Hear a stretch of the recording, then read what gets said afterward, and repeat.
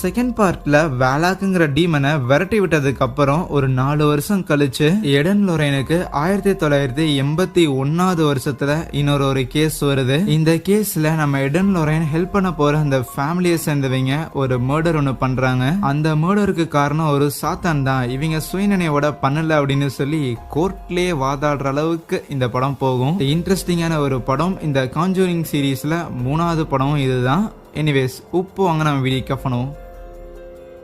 1981 வருஷத்துல ஒரு வீட்டுல இருக்கிற பையனுக்கு பேய் பிடிச்சிருக்குன்னு சொல்லி அந்த வீட்டுக்கு இன்வெஸ்டிகேட் பண்றதுக்காக வந்திருக்காங்க. ஆல்ரெடி செவரெல்லாம் ஒரு மாதிரி கீறி வச்சு அந்த இடமே பயங்கர நாஸ்தியா இருக்கும். சோ எப்படியும் பேய் இருக்குங்கிறத கன்ஃபார்ம் பண்ணியாச்சு. அதனால பேய் ஓட்டுறதுக்காக ஒரு ஃபாதரை கூப்பிட்டு இருந்திருக்காங்க. அவர் வரக்கு கொஞ்ச நேரம் ஆகும். ஆகையால் அந்த பையனை கூட்டிட்டு போய் மேல யாராவது ரெஸ்ட் எடுக்க வைங்கன்னு சொன்னதுக்கு ஆர்னே அப்படின்னு அந்த சின்ன பையனோட அக்காவோட பாய் ஃப்ரெண்ட் ஒரு பையன் இருப்பான். அவன் தான் அந்த குட்டி பையனை கூப்பிட்டு போய் பெட்ல படுக்க வைக்கிறான். ஆறுதல அந்த சின்ன பையனுக்கு சில வார்த்தைகள்லாம் பேசிட்டு இருக்கும் போது அப்ப வெளியில ஏதோ கார் வர சத்தம் கேக்குது. இவனும் எட்டி பாக்குறான். அது அந்த ஃபாதர் தான். இப்ப இந்த குட்டி பையன் ரூம்ல தனியா இருக்க யாரோ கதவு தட்டுற மாதிரி இருக்கும். பயந்து போனனும் வேகமா போய் அங்க பாத் டப்ல ஒளிஞ்சுக்குவானா. பயத்துல பதறி உட்கார்ந்திருக்க அப்ப திடீர்னு ஷவர் ஆன் ஆகி ஃபுல்லா பிளட்டா வரும். பயங்கரமா அலறான். அந்த பையனோட சத்தம் கேட்டு மத்த எல்லாருமே கதவு நீக்கிட்டு உள்ள வராங்க. பாத்ரூம்ல தான் இருக்கிறான்னு தெரிஞ்சுட்டு நீக்கி பார்த்தா அந்த பையன் பாத்ரூம்ல ஓரமா ஒரு இடத்துல உட்கார்ந்து இருப்பானா. அந்த குட்டி பையனோட அப்பா தான் கிட்ட போகும்போது அந்த பையன்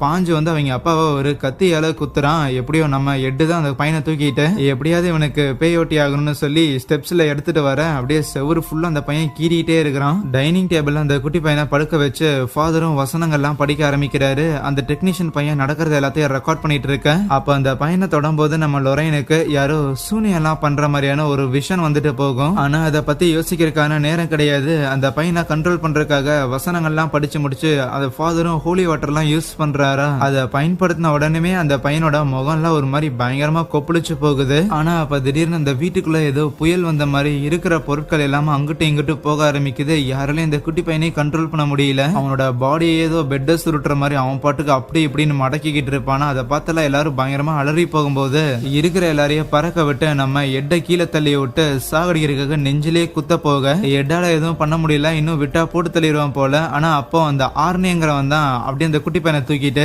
அவனை விட்டு என்ன எடுத்துக்கோ, அவனை விட்டு என்ன எடுத்துக்கோ எடுத்துக்கோ அப்படின்னு கத்திட்டே இருப்பானா.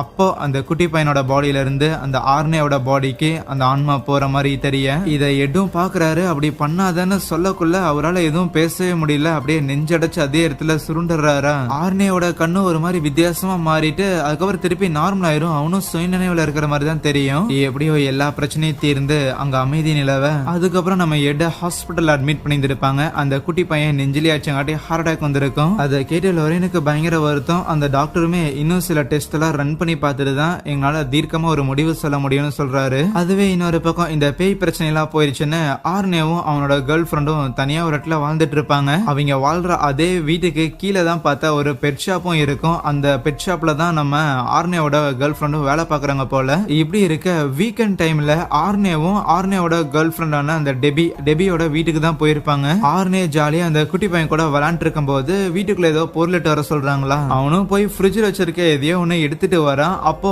ஷெல்ஃப்ல வச்சிருந்த ஒரு சாக்லேட் டப்பா கீழே விழுக இது எங்கிருந்து விழுகுதுன்னு அவன் உத்து நோக்கும் போது அதுக்குள்ள இருந்து ஒரு எலி ஒண்ணு ஓடுமா. அந்த எலி அவனும் ஃபாலோ பண்ணிட்டு போக அப்போ சிவர்ல ஒரு தீயெல்லாம் பட்ட மாதிரியான ஒரு ஓட்டை ஒண்ணு இருக்கும். அது அப்படியே உத்து பார்ப்பான். அதுக்குள்ளதான் அந்த எலி கீது இருக்கும்னு அவன் நினைக்க அப்போ பின்னாடி திரும்பும் போது ஒரு லேடி வந்து அவன் கழுத்தை பிடிக்கிற மாதிரி தெரியும். பயந்து போயிடுறான். இன்னொரு பக்கம் ஹாஸ்பிட்டல்ல அந்த ஃபாதர் நம்ம எடன் லொரைனை மீட் பண்ண வந்திருப்பாங்களா. சும்மா லொரைன் கூட பேசிட்டு இருக்கும் போதுதான் ஒரு 30 வருஷத்துக்கு முன்னாடி தியேட்டருக்கு வெளியில தான் முதல் தடவை நம்ம எட்ட பார்த்ததாவும் அதுக்கப்புறம் அதே நாளன்னைக்கு கைகளை கோர்த்து காதலை சேர்த்தோம் அப்படின்னு அந்த கதைகள்லாம் சொல்லிட்டு இருப்பாங்க. இப்படி இருக்க ஒரு நாள் அந்த ஆர்னேங்கிறவன் இந்த மர வெட்டுற வேலையெல்லாம் பார்த்துட்டு இருப்பான் போல. அப்படி ஒரு இடத்துல போய் வெட்ட போகும்போது அவன் கையில இருக்கிற செயின்ஸா ஸ்டார்ட் ஆகாம இருக்க அப்போ அந்த வீட்டுக்குள்ள இருந்து யாரும் அவனை பாக்குற மாதிரி இருக்கும். இவன் திரும்பி பார்த்தா அங்க யாரும் இல்ல. திடீர்னு அந்த செயின்ஸா ஸ்டார்ட் ஆகி அப்படியே கீழே விழுந்துருமா. அவ்வளவுதான் பயங்கரமா டிஸ்டர்ப் ஆனவன் அதுக்கப்புறம் வண்டி எடுத்துட்டு திருப்பி வீட்டுக்கே வந்துடுறான், வேலையை பாதியில் நிறுத்திட்டு. அதே டைம்ல நம்ம எட்டும் கண் விழிச்ச உடனே அவங்க வீட்டுல ஆபத்து. ஆர்னேவை அந்த ஆன்மா பிடிச்சிருக்குதுன்னு சொல்ல, அதுவே ஆர்னேவை கொஞ்சம் நேரமா வீட்டுக்கு வந்திருப்பான்ல, அதனால அந்த பெட் ஷாப்போட ஓனர் ஜாலியா பாட்டெல்லாம் போட்டுக்கிட்டு ஆர்னேக்கும் பியர்லாம் கொடுத்து ஜாலியா டான்ஸ் ஆடிட்டு இருப்பாரு. ஆர்னே பயங்கர ரெஸ்ட்லெஸ்ஸா இருப்பான், என்ன நடக்குன்னே தெரியாம ஒரு மாதிரி பிரம்ம பிடிச்ச மாதிரி உட்காந்துருப்பான். அப்ப அவனோட கண்ணுக்கு அவனோட கேர்ள் ஃப்ரெண்டும் அந்த பெட் ஷாப்போட ஓனரும் ஒன்னா டான்ஸ் ஆடுற மாதிரி எல்லாம் இருக்குமா. ஆனா ஆக்சுவலி அவங்க தனித்தனியா தான் ஆடிட்டு இருக்கிறாங்க. பயங்கரமா வால்யூம் வச்சு அவங்க பாட்டு கேட்டுக்கிட்டு இருக்கும்போது இங்க நம்ம லொரைனும் அவங்க வீட்டுக்கு கால் பண்ணியிருந்திருப்பாங்க. ஆனா அந்த பாட்டு சத்தத்துல கால் எடுக்காம இருக்க உடனே அவங்க போலீஸ்க்கு கால் பண்ணி, நான் சொல்றது ஸ்டூபிடா இருக்கலாம், ஆனா இந்த ஒரு பர்டிகுலர் அட்ரஸ்ல ஏதோ ஒரு விஷயம் நடக்க போகுது, கூடிய சீக்கிரம் போய் அதை தடுத்து நிறுத்துங்கன்னு சொல்லியிருந்திருப்பாங்க. அதுவே ஆர்னேயோட கண்ணுக்கு அங்க அவனோட கேர்ள் ஃப்ரெண்டு கிட்ட அந்த பாஸ் என்னன்னா ஏதோ பேய் மாதிரி நடந்துக்கிற மாதிரி எல்லாம் தெரியுமா. உடனே அந்த டெபியை கூப்பிட்டுக்கிட்டு வேகமா அங்கிருந்து வெளியில வரும்போது கீழே விழுந்துருவான். அவன் இருக்கிற இடத்துல அப்படியே வெளிச்சமே இல்லாத மாதிரியும் அந்த பாஸ் அப்படியே பேய் மாதிரி அவனை அடிக்க வரும்போது கத்தி எடுத்து குத்திடுவான். கட் பண்ணா கொஞ்ச நேரம் கழிச்சு போலீஸும் அந்த ஆர்னேவோட வீட்டுக்கு வருது. ஆர்னேவும் அப்படியே நடு ரோட்ல நடந்து வந்துட்டு இருக்கிறான். போலீஸ் காரை ஓரமா நிறுத்திட்டு, டே தம்பி உனக்கு எந்த ஒரு பிரச்சனையும் இல்லையடா அப்படிங்கிற மாதிரி சொல்லி கூப்பிட, ஆர்னேவும் பொறுமையா திரும்பி நான் யாரையோ காயப்படுத்திட்டேன்னு நினைக்கிறேன்னு சொல்ல அவனோட கை ஷர்ட் எல்லாம் பயங்கர ரத்தமா இருக்கும். அதுக்கப்புறம் போலீஸ் எல்லாரும் வந்து கிரைம் சீனை இன்வெஸ்டிகேட் பண்ண ஆரம்பிக்கிறாங்க.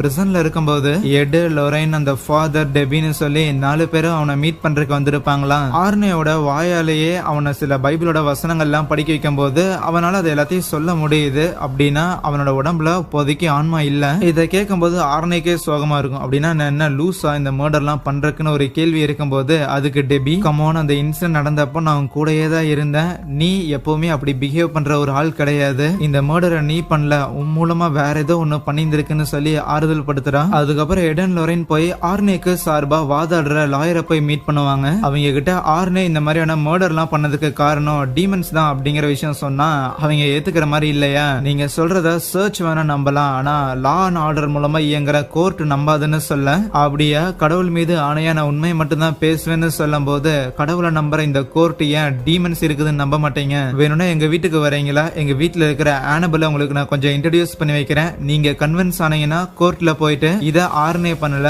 ஆர்னேவை டீமன் பொசஸ் பண்ணிருக்குன்னு சொல்றீங்களா அப்படிங்கும் போது சீன் கட் ஆகுது. கோர்ட்ல அந்த லாயர் ஒரு மாதிரி பயத்தோடய உட்கார்ந்திருக்காங்க. சோ கூட்டிட்டு போய் காமிச்சிட்டாங்க போல. கேஸ் வாதாட ஆரம்பிக்கும் போது என் கட்சிக்காரர் எந்த ஒரு தவறும் பண்ணல, இது எல்லாத்துக்கும் காரணம் அவரை பொசஸ் பண்ணி இருந்த டீமன் தாங்கிற மாதிரி சொல்லி உடச்சு விட்டுறாங்க. விசாரணை ஒத்தி வச்சதுக்கு அப்புறம் அந்த லாயர் எடன் லொரைனை வந்து மீட் பண்ணிட்டு, இங்க பாருங்க நீங்க கேட்டதை நான் பண்ணிட்டேன், ஆனா இப்படியே போச்சுன்னா கண்டிப்பா அவங்க ஆர்னேக்கு ஒரு தூக்கு தண்டனை தான் வழங்குவாங்க, நம்மளோட வாதத்தை சப்போர்ட் பண்ற அளவுக்கு நீங்க தான் ஏதாவது ஸ்ட்ராங்கான எவிடன்ஸை கண்டுபிடிக்கணும்னு சொல்லிட்டு போறாங்க.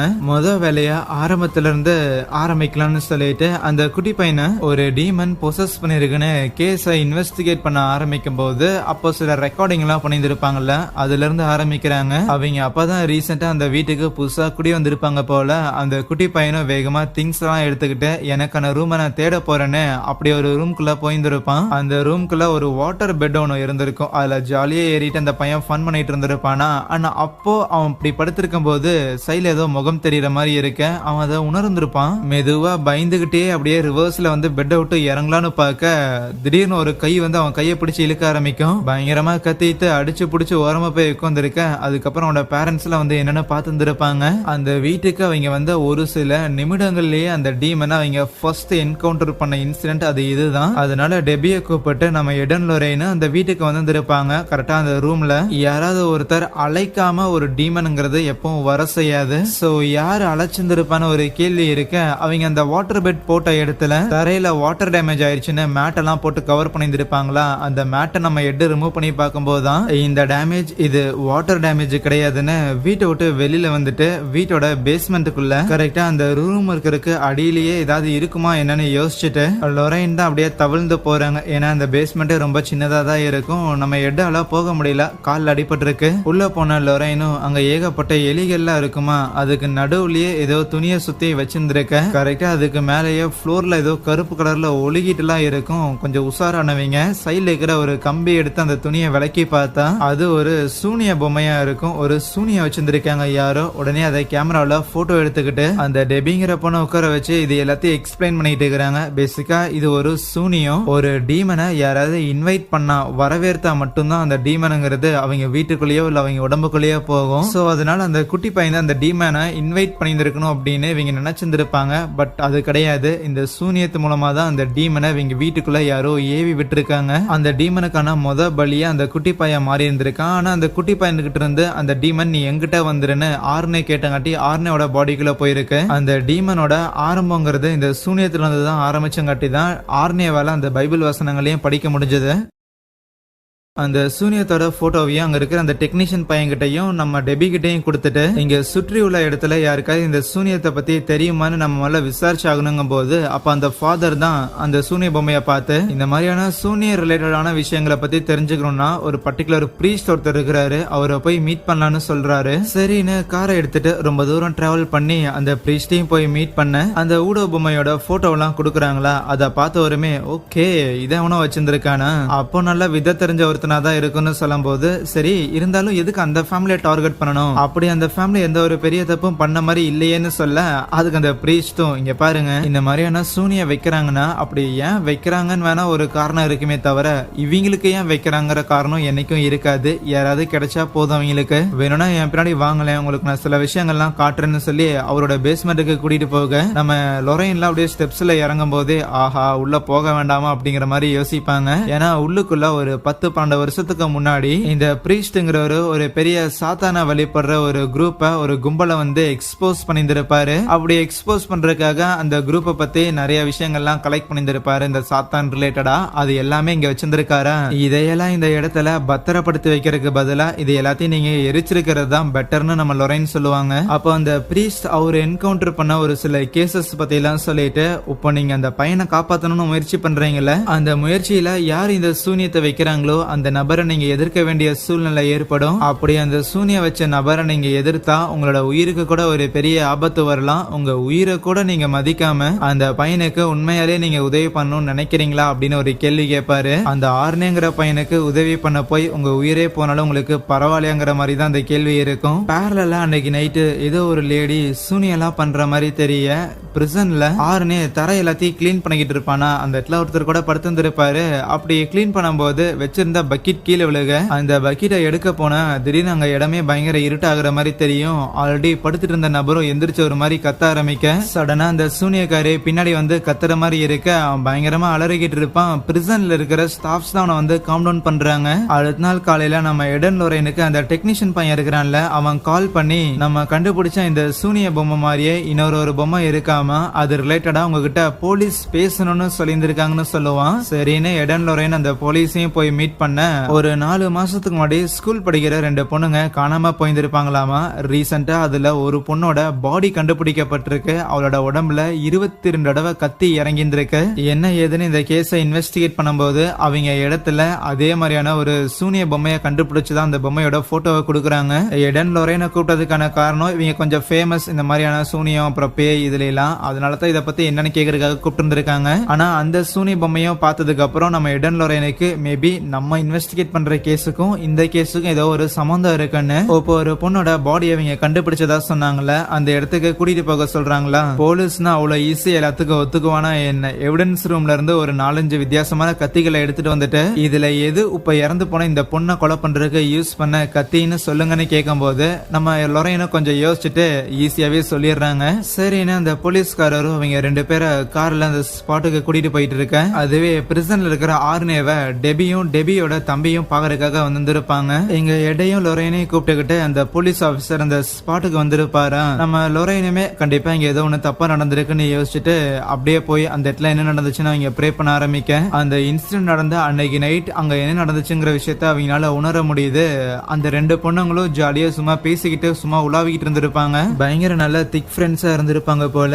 கைகள்ல அப்படியே சில இந்த ஃப்ரெண்ட்ஷிப் பேண்ட் மாதிரிலாம் ஏதோ மாட்டி விட்டுட்டு இருக்கும் போது அதுக்கப்புறம் தான் அதுல ஒரு பொண்ணு கொஞ்சம் வித்தியாசமா மாறிட்டு போயிட்டு ஒரு கத்தி எடுத்து அவளை கீழே தள்ளி போட்டு கொல்ல ஆரம்பிச்சிருப்பா. இது எல்லாத்தையும் அந்த பொண்ணோட இடத்துல இருந்து நம்ம லொரைனும் பண்ற மாதிரி இருக்க பின்னாடியே வந்து நம்ம எடோ ஸ்டாப் பண்றதுக்காக முயற்சி பண்ணா. அன்னைக்கு நைட்டு அந்த பொண்ணுமே அந்த மர்டர் பண்ணிட்டு ஆஹா அப்படி கொலை பண்ணிட்டுமே அப்படின்னு சொல்லி சுயநினைவுக்கு வந்தவளும் வேகமா அங்கிருந்து ஓட ஆரம்பிச்சிருப்பாளா. இப்ப அதே மாதிரி நம்ம லொரைனும் ஓட ஆரம்பிக்க பின்னாடியே எடும் ஃபாலோ பண்ணிட்டு வருவாரு. ஆனா அவரால் நடக்க முடியல. இருந்தாலும் லொரைன் போகாதன்னு பின்னாடி ஓடி வந்துகிட்டே இருக்க ஒரு பாயிண்ட்ல லொரைன் அப்படியே ஒரு பெரிய டேமு கிட்ட போய் நிப்பாங்க. அவ்வளவுதான். நல்லவேளை எதுவும் ஆகலன்னு நினைக்கும் போது பின்னாடி இருந்து ஏதோ ஒரு கை லொரைனை பிடிச்சி கீழே இழுத்துரும். எடு உள்ள போந்து எப்படியோ காப்பாத்திடுறாரு. இவங்கள ஃபாலோ பண்ணிட்டு போலீஸும் வந்திருக்க அப்பதான் லொரைன் இந்த இடத்துல இந்த தண்ணிக்குள்ளதான் அந்த இன்னொரு பொண்ணோட பாடி இருக்குதுன்னு சொல்றாங்க. அதுக்கப்புறம் அன்னைக்கு நைட்டு ரெஸ்கியூ டீம்லாம் வந்து தேட ஆரம்பிக்கிறாங்களா. கொஞ்ச நேரம் கழிச்சு அந்த போலீஸும் நம்ம எடன் லொரைன்ட்ட வந்து இப்ப இந்த இடத்துல இவங்க ஒரு பாடியை கண்டுபிடிச்சிருக்காங்க. ஆனா அது அந்த பொண்ணான்னு இன்னும் கன்ஃபார்ம் பண்ணப்படல. இருந்தாலும் நீங்க உதவி பண்ணதுக்கு ரொம்ப நன்றின்னு சொல்றாங்களா. அன்னைக்கு நைட் எடன் லொரைன் தங்கறதுக்காக ஒரு மோட்டல் போயிருந்திருப்பாங்க. அங்க போன உடனே ஒரு கால் வருது. அது டெபியா தான் இருக்கும். என்னன்னா இந்த மர்டர் பண்ணதோட ஆர்னேவை அந்த டீமன் விட்டுருக்கும் அப்படின்னு தானே நீங்க சொன்னீங்க. ஆனா அவன் என்னமோ தன்னைத்தானே வந்து கொலை பண்ணிக்க போறான் அப்படிங்கிற மாதிரிலாம் பேசிட்டு இருக்கிறேன். எனக்கு ஒண்ணுமே புரியல அப்படின்னு சொல்லி பதறி போக இவங்களும் ஓகே பொறுமையாயிரு, நீ முதல்ல பிரிசன்ல இருக்கிற ஃபாதருக்கு கால் பண்ணி இந்த விஷயத்த சொல்லுன்னு சொல்றாங்க. ஜெயில இருக்கிற ஆர்னேவும் மறுபடியும் ஏதோ பிரம்ம பிடிச்ச மாதிரியே உட்காந்துருப்பானா. அப்போ ஒரு ஃபாதர் ஒருத்தர் வந்துட்டு நம்ம எடன் லொரைன் சொன்ன காரணத்தால ஹோலி வாட்டரை ஒரு சின்ன டப்பால ஒண்ணு கொடுக்குறாங்க. ஆர்னேவும் கொஞ்ச நேரம் அதை கையில வச்சிருந்திருப்பான். பட் இருந்தாலும் கையில வச்சிருந்தா மட்டும் எதுவும் ஆகாது போலேன்னு அதை உட்காந்து தன்னை சுத்தி ஒரு சின்ன சர்க்கிள் மாதிரி போட்டுட்டு வசனங்கள்லாம் அவன் படிக்க உச்சரிக்க ஆரம்பிக்க அதே நேரத்துல நம்ம எடன் லொரைனுக்கு இப்ப என்ன பண்றன்னு புரியல. கண்டிப்பா ஆர்னேவை இந்த விஷயங்கள்லாம் பண்ண வைக்கிற டீமன் தானேவே இதெல்லாம் பண்ற மாதிரி தெரியல. அந்த சூனியை நம்ம ஏற்கனவே பார்த்தோம்ல. கண்டிப்பா இது எல்லாத்துக்கும் பின்னாடி ஏதோ ஒரு கனெக்ஷன் இருக்கும், இல்ல யாரோ ஒருத்தர் இருப்பாங்க அப்படின்னு யோசிக்கும் போதுதான் ஆரம்பத்துல அந்த சின்ன பையனுக்கு பேயோட்ட போகும்போது நம்ம லொரைனுக்கு யாரோ சூனியெல்லாம் பண்ற மாதிரியான விஷன் வந்துட்டு போயிருக்கும்ல. அது அப்பதான் நம்ம எட்டுக்கிட்ட சொல்றாங்க. சோ மேபி ஏதோ ஒரு லேடி தான் இதுக்கு பின்னாடி இருக்கிறாங்க போல. அது என்னன்னு நம்ம போய் கண்டுபிடிச்சு ஆகணும்னு ஒரு மார்ச்சரிக்கு போயிட்டு அங்கதானே இப்போ அந்த புதுசான ஒரு பொண்ணோட பாடியை தண்ணியில இருந்து எட்டு வந்திருப்பாங்க. அந்த பொண்ணோட பாடியை தொடர்றது மூலமா மேபி என்ன நடந்துச்சு அப்படிங்கிற விஷயம் தெரிய வரலாம்ல அப்படின்னு யோசிச்சுட்டு மார்ச்சரி போய் அங்க அந்த பொண்ணோட பாடியையும் பிடிச்சு யார் இதெல்லாம் பண்றாங்கன்னு நம்ம லொரைன் பார்க்க ஆரம்பிக்கும் போது அப்போ லொரைன் வந்து ஏதோ படிக்கட்டுல ஏறுற மாதிரியும் ஒரு பலிபீடம் ஒண்ணு இருக்கும். அது மேல வச்சு ஏதோ சூனியங்கள்லாம் பண்ற மாதிரி லொரைனால உணர முடியுது. இன்னும் சொல்ல போனா இந்த சூனியங்கள்லாம் பண்ற அந்த சூனியக்காரியோட இடத்துல இருந்து தான் என்ன பண்றாங்க அப்படிங்கிற எல்லா விஷயத்தையும் நம்ம லொரைன் பார்க்க ஆரம்பிக்கிறாங்க. அப்போ அந்த சூனியக்காரி பிரிசன்ல இருக்கிற நம்ம ஆர்னேவை காலி பண்றதுக்காக அவ சில மந்திரங்கள்லாம் பண்ண ஆரம்பிக்கிறா. அது லொரைனுக்கும் புரிஞ்சிருச்சு. பிரிசன்ல இருக்கிற ஆர்னேவும் அந்த ஹோலி வாட்டர் கொடுத்த கிளாஸை உடைச்சு அது மூலமா தன்னோட கையை கிழிச்சுக்கலான்னு போக எப்படியோ லொரைன் அந்த சூனியக்காரியை எதிர்த்து அவளோட மந்திரங்கள் எல்லாமே பழிக்காத மாதிரி பண்ணிடுறாங்களா. இது அந்த சூனியக்காரிக்கே ஷாக்கு தான். யாராவது எனக்கே எதிர் மந்திரம் போடுறதுன்னு அவளால அந்த இடத்துல லொரைனை பார்க்க முடியுதா. எப்படி நீ இதை பண்ணுனா கேட்டுக்கிட்டே இருக்க. அப்போ அந்த மார்ச்சரியோட லைட் டர்ன் ஆஃப் ஆகுது. உடனே எடுதான் போயிட்டு திருப்பி அந்த லைட்டை போட்டு விட அப்போ அந்த இடத்துல இன்னொரு பாடி எந்திரிச்சு நிற்கும். ஒரு பெரிய உருவமா இருக்குமா. எடுக்கும் புரிஞ்சிருச்சு நம்ம லொரைன் எப்படி அந்த சூனியக்காரிய போய் மீட் பண்ணாலும் அதே மாதிரி லொரைனோட இந்த சக்திகளை வச்சு அவ திருப்பியும் இந்த இடத்துல அவளோட சூனியத்தை பண்ண ஆரம்பிக்கிறா. அது மூலமா தான் இப்படி ஒரு குண்டனை லொரைனை அழிக்கிறதுக்காக யூஸ் பண்ணும்போது வேகமா எடு உள்ள போந்து லொரைனை அந்த பொண்ணோட கையில இருந்து கையை எடுக்க வச்சிடுறாங்க. அதுக்கப்புறம் டைரக்டா அவங்க வீட்டுக்கே போயிடுறாங்களா. அப்படி வீட்டுக்கு போகும்போது அந்த டெக்னீஷியன் பையன் இருக்கிறான்ல அவன் இதை பத்தி சில விஷயங்கள்லாம் ரிசர்ச் பண்ணிருப்பான் போல. அப்படி அவனுக்கு ஒரு புக் ஒன்று கிடைச்சிருக்கும். அதுல இந்த சூனிய ரிலேட்டடாகவும் மனிதர்களை சாத்தானுக்காக தியாகம் பண்றது இதை பத்தி எல்லாம் போட்டிருந்திருக்கும். இது எல்லாத்தையுமே தடுக்கிறதுக்கு கண்டிப்பா அந்த சூனிய பண்ணிக்கிட்டு இருக்கிற அந்த பலிபீடத்தை அழிச்சாலே போதும். ஆனா நம்ம லொரைன் ஆல்ரெடி அந்த சூனியக்காரி எங்க இருக்கிறா அப்படிங்கறத பார்த்துருப்பால. அங்க என்னென்ன இருக்குன்னு தெரிஞ்சிருக்கும். ஆனா அது என்ன இடம்னு தெரியற அளவுக்கு இந்த இன்ஃபர்மேஷன் அவனுக்கு கிடைக்கல. அப்ப எடுமே இந்த குட்டி பையனையும் வேற ஒரு பொண்ணையும் தான் முதல்ல அந்த லேடி டார்கெட் பண்ணிருக்கு. இவங்க ரெண்டு பேருக்குள்ள ஏதோ ஒரு சம்பந்தம் இருக்குமான்னு பார்க்கலான்னு எந்திரிக்கவே அப்படியே மயங்கி கீழே விழுந்துடுறாரு. அதுக்கப்புறம் எட்ட பெட்ல படுக்க வச்சிருந்துருப்பாங்களா. கொஞ்ச நேரம் கழிச்சு கண் விழிச்சு வரும். அப்படியே அவரோட ஸ்டிக்கை எடுத்துட்டு லொரைனை தேடி வெளியில வர. ஆனா அப்போ அவங்களோட பேஸ்மெண்டோட ரூம் நீக்கி இருக்கிற மாதிரி தெரியும். அந்த கதவை அடிச்சு உடைச்ச மாதிரி இருக்குமா. லொரைனோட கையில இருந்த ஒரு செயின் அங்க கீழே விழுந்திருக்க. அதை பார்த்த உடனே நம்ம எட்டுக்கு லொரேனுக்கு என்னாச்சுன்னு பயப்படும் போது, ஆனா அப்போ அங்க அந்த சூனியக்காரி கிளவி வந்து நிப்பா. லொரேனை என்னடி பண்ணன்னு சொல்லி இவரும் கத்துனா, இன்னும் எதுவும் பண்ணல, ஏதோ ஒண்ணு பண்ணணும் தான் இருக்கிறேன்னு சொல்லிட்டு இருக்கவே, அப்போ அங்க பேஸ்மெண்ட்ல இருந்து அந்த திருப்பி அந்த குண்டான ஒரு பாடி அவனை அட்டாக் பண்றதுக்காக வரும். இவரும் கையில வச்சிருந்திருக்க லொரேனோட அந்த மாலையை தான் அப்படியே கிட்ட கொண்டு போயிட்டு அப்படியே பைபிளோட வசனங்கள்லாம் படிக்க ஆரம்பிக்க, சடனா அந்த மாலை ஒரு கத்தியா மாதிரி அட்டாக் பண்ற மாதிரி தெரியும். முன்னாடி அந்த குண்டான பாடிக்கு பதிலா நம்ம லொரேன் இருக்கும். அதுக்கப்புறம் தான் சுயநினைவுக்கே வராரு. லொரேனுக்கு புரிஞ்சிடுச்சு இது எட்டு பண்ணல, இது எல்லாத்தையும் இந்த சூனியக்காரி தான் பண்றான்னு. உடனே எட்டும் பைத்தியம் பிடிச்ச மாதிரி உடனே ரூம் ஃபுல்லா தேட ஆரம்பிக்கிறாரு. அவ அவ அவ இங்கதான் இங்கதான் ஏதோ வச்சிருந்திருக்கா அப்படின்னு சொல்லி தேடிட்டே இருக்கேன். அப்போ அங்க ஜார்ல ஒரு வாடி போன, இன்னும் சொல்ல போனா கருகி போன ஒரு பூச்செடி இருக்கிறத பாக்குறாங்க. அந்த பூவை மட்டும் வெளியே எடுத்துட்டு அந்த ஜாரை நம்ம எடு உத்து கவனிக்க பயத்துல அப்படியே கீழே போட்டுறாரு. அந்த ஜாருக்குள்ளதான் அந்த சூனியா இருந்திருக்கு, வீட்டுக்குள்ளேயே வந்து வச்சிருந்திருக்கா. அதுக்கப்புறம் என்னென்ன பண்ணலாம் அப்படின்னு சொல்லி ஒரு பிளான் போட்டுட்டு முதல்ல அந்த டெபி இருக்கிறால அவளை ஒரு ஃபாதரை கூப்பிட்டுக்கிட்டு நேரா போய் அந்த பையனுக்கு எதுவும் ஆகாதபடி அந்த ஆர்னேவை பாத்துக்க சொல்றாங்க. அதுவே நம்ம லொரேன் ஒரு காரை எடுத்துட்டு அந்த புக்கை பத்தியும் அந்த சாத்தானிக் ரிச்சுவல் பத்தி எல்லாம் விசாரிக்கிறதுக்காக ஏற்கனவே ஒரு பிரீஸ்ட போய் இவங்க மீட் பண்ணிருப்பாங்கல்ல, அதே பிரீஸ்ட மீட் பண்ண போறாங்களா. அதுவே எட்டும் அந்த டெக்னீஷியன் பையனும் இப்போதைக்கு அந்த சூனியக்கார லேடி எங்க இருக்கிறாங்க அப்படிங்கறத கண்டுபிடிச்சாகணும்.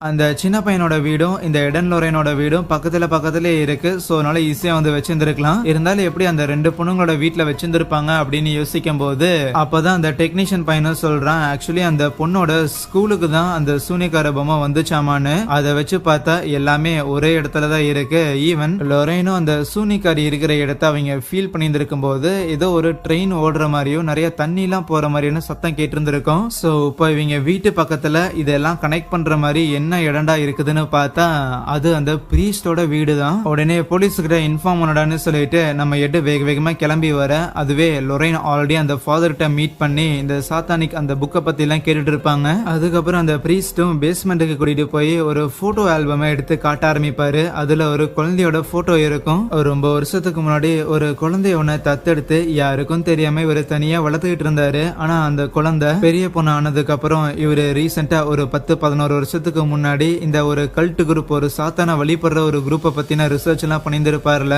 அந்த ரிசர்ச்ல அந்த பொண்ணும் ஈடுபாடு காட்ட ஆரம்பிச்சிருந்திருப்பா. அதை பத்தி அவன் நிறைய தெரிஞ்சுக்க ஆரம்பிச்சிருந்திருப்பா அப்படின்னு சொல்லிக்கிட்டு இருக்கவே லொரேனுக்கு புரிஞ்சிருச்சு. அப்படின்னா இது எல்லாமே உங்களுக்கு ஏற்கனவே தெரிஞ்சும் நீங்க எங்ககிட்ட சொல்லாம இருந்திருக்கீங்களான்னு கேட்க, 1000 தான் இருந்தாலும் என்னோட பொண்ணா போயிட்டாலேன்னு சொல்லி வருத்தப்படுவாரு. ஆனா இனிமேலும் இதை அப்படியே விட்டு வைக்கிறது நல்லது கிடையாதுன்ட்டு அந்த பேஸ்மெண்ட்லயே வந்து ஒரு டோரை நீக்கினா இன்னும் கீழே இன்னொரு ஒரு ஃப்ளோர் போகுது. அங்கதான் அந்த பலிபீடம் இருக்கு, போய் அதை அடிச்சு உடைச்சிட்டீங்கன்னா எல்லாமே முடிஞ்சதுன்னு சொல்லி லொரேன் அனுப்பி வைக்க, அப்படியே திரும்பி பார்த்தா ஆல்ரெடி அந்த பேஸ்மெண்ட்டுக்குள்ள அந்த சூனியக்காரிய வந்துட்டா. அவங்க அப்பான்னு கூட பார்க்காம கத்திய வச்சு கழுத்தை அறுத்து சாகடிக்க இந்த விஷயம் எல்லாமே நம்ம லொரேனுக்கும் வருது, அவங்களாலையும் பார்க்க முடியுது. இருந்தாலும் முதல்ல அந்த பலிபீடத்தை அழிக்கணும்னு உள்ள போனவங்க அந்த இடத்துல அந்த பலிபீடத்தையும் பாத்துறாங்க. அது ஒரு பெரிய கிரைனைட் கல்லால செஞ்சிருப்பாங்க போல, அவங்களால தள்ளவே முடியல, எவ்வளவோ தள்ளி முயற்சி பண்ணிட்டு இருப்பாங்க. அதே நேரத்துல கரெக்டா நம்ம எட்டும் அந்த வீட்டுக்கு வந்துடுறாங்களா. லொரேன் எங்க இருக்கிறன்னு ஒரு கத்திக்கிட்டே வீட்டுக்குள்ள வர பார்க்க, அப்போ அங்க பேஸ்மெண்டோட வென்டிலேட்டர் மாதிரி ஒன்னு இருக்கும். அதுல இருந்து நம்ம லொரேன் கத்துற மாதிரியான சத்தம் கேட்குமா. உடனே அவர் அதை ஒரு சுத்தியில வச்சு அடிச்சு நீக்கிறதுக்காக முயற்சி பண்ண,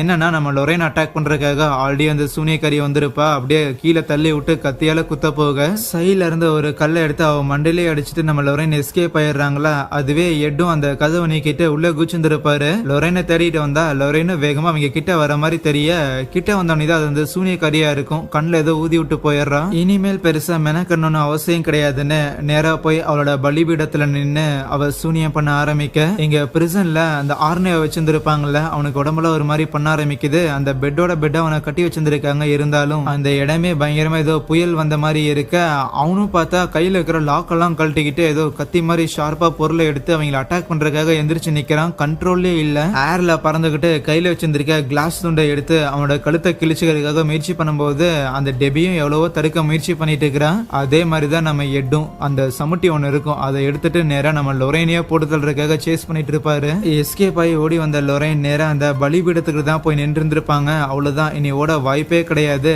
எட்டுமே லொரேனோட மண்டையிலே அடிக்கலான்னு போகும்போது அவங்களோட பழைய மெமரிஸ் அவங்களுக்கு ஸ்ட்ரைக் ஆக அங்க இருக்க அந்த பலிபீடத்து மேலேயே அந்த சமுட்டியை வச்சு அடிச்சு அதை உடைச்சு விட்டுறாரு. எப்படியும் அந்த சூனிய செயல்ன காரணத்தால அந்த ஆர்னேங்கிற பையனும் அங்க பிரிசன்ல சரியாக எடையும் லொரேனும் போட்டு தள்ளுறதுக்காக அந்த அந்த சூனியக்காரி கிழவியும் கிட்ட வருவாளா, அப்போ அவளோட கைகள்லாம் ஒரு மாதிரி திரும்பி அவளால எந்திரிச்சு நிக்க முடியாம கீழே விழுந்துருவா. என்னன்னா அவ பின்னாடி அவ உருவத்திலேயே அந்த டீமனும் வந்து நிக்கும். அந்த டீமனுக்கு நான் உயிர்களை பலி கொடுக்குறேன், அதுக்கு பதிலா நீ உன்னோட பவர்ஸ் எனக்கு கொடுன்னு சொல்லிதான் சமன் பண்ணியிருப்பா. ஆனா அந்த உயிர் பலியை அவளால கொடுக்க முடியாத காரணத்துக்காக அந்த டீமன் அவளோட உயிரை எடுத்துருச்சு. அதுக்கப்புறம் இவங்களை ரெஸ்கியூ பண்றதுக்காக போலீஸும் அங்க வந்திருப்பாங்களா. அப்படியே சீன் கட் பண்ணா நம்ம ஆர்னே அவன் இந்த டீமனால பொசஸ் பண்ணப்பட்டு தான் இதெல்லாம் பண்ணியிருக்கான் அப்படிங்கறத கோர்ட் நம்பல. அப்படின்னாலும் அந்த டெபிங்கிற பொண்ணு அதை நம்பி இருந்திருக்கா.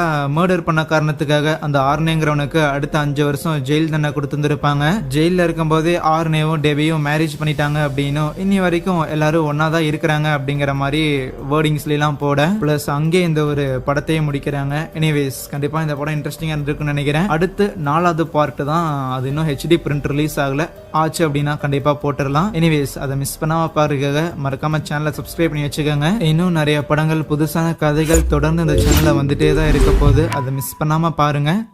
So yeah, thank you.